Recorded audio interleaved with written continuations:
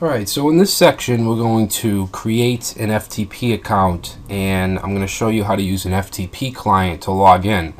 And FTP stands for File Transfer Protocol, and it's basically just a convenient way to upload and download files from your website.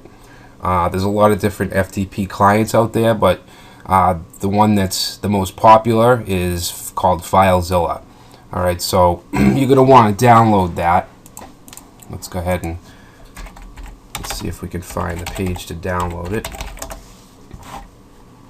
I already have it installed, so I'm not going to actually, you know what, I need to update it anyway. So let's see, filezillaproject.org, and you want to make sure that you get the client. Alright, you don't want a server, you don't want the Filezilla server. So just click on client. I'm going to download for Windows. There's also Mac versions, Linux versions.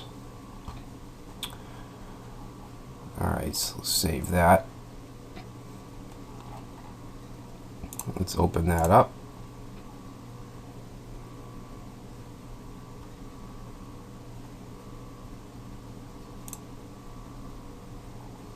Okay, I guess it didn't open.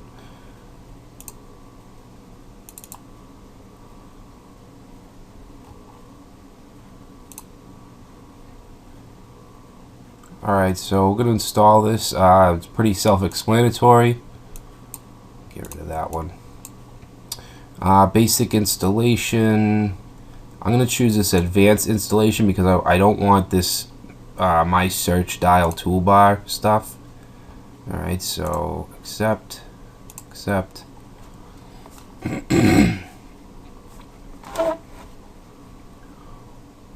Okay, we're going to say install now. Like I said, I already have Filezilla, so I'm just going to upgrade it.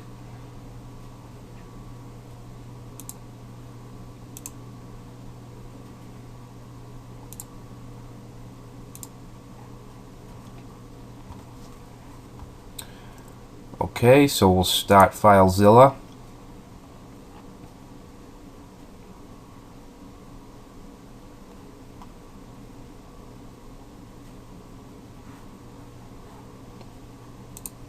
Alright, so this is the interface.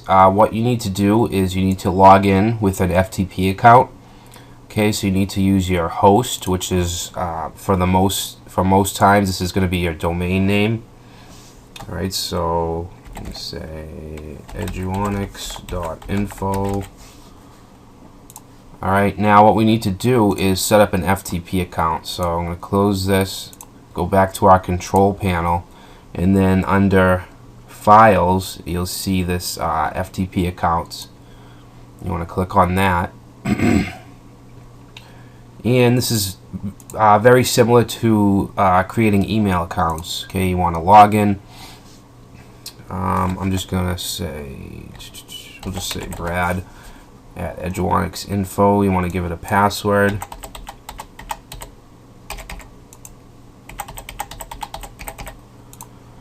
Okay, now this directory, if we leave it as is, then this account's going to go right to this directory, Brad. It's going to create a directory for us in the public HTML folder. And we don't want that because that's going to be an empty directory. We want to go right to the root, which is the public HTML folder. Okay, so that's the root of our website. Quota, again, it's set to unlimited, but you can set limits on it if you want. So we'll just click create. And it's as easy as that. So you can see here we have Brad at eduonix.info. So that's our login, or our user. So I'm going to copy that, paste this up here in username, and then the password that I chose. And this port you can leave blank, but just so you know, 21 is the port for FTP. So you can put that in there if you want. And if we say connect, it's going to ask you if you want Filezilla to remember the password. I'm going to say no, and we're in. So now we can see these are all the website files. Alright, so we have our default page that HostGator puts on new hosting accounts. We have our .htaccess file, which is an Apache It's a server configuration file. We're not going to do anything with that, but just so you know what it is. Favicon is just the little icon in the tab, and then CGI bin is for running CGI scripts.